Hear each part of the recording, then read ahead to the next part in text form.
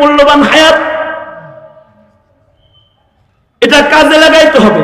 আর হায়াত কাজে লাগানোর গোল্ডেন মাস হলো রমজান মাস, যেটা আইতাছে।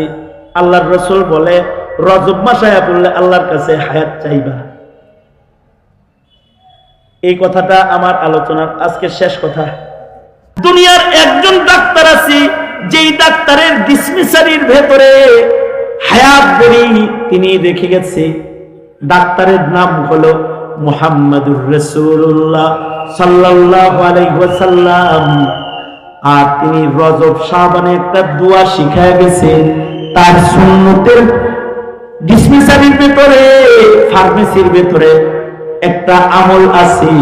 এই আমলটা যদি কেউ করে তাহলে তার হায়াত বাইরে যায়। সেটা হলো রমজান নিকটে আসলে পড়তে হয় আল্লাহুম্মা বারিক লানা ফি রাজাব ওয়া শাবান ওয়া বাল্লিগনা রমাদান। বললে মহান আল্লাহ বান্দার হায়াতটাকে বাড়ায় দেয়। আল্লাহু আকবার, জোরে করে বলেন।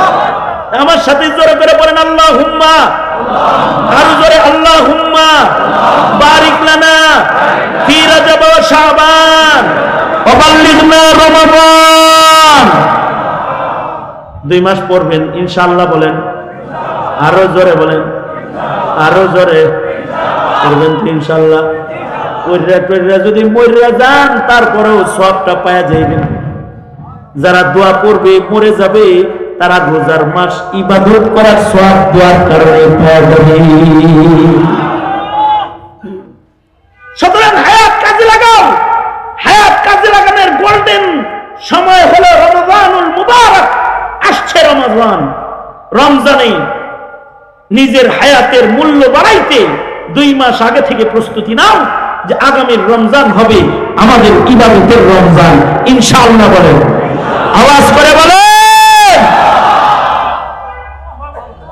ইয়া আল্লাহ, ওয়াদা করিতেছি আর কোনদিন নামাজ কাজা করব না, কোরআন পড়ব, আলেমদের সাথে থাকবো ইনশাআল্লাহ। চিল্লা এখন আরো জোরে।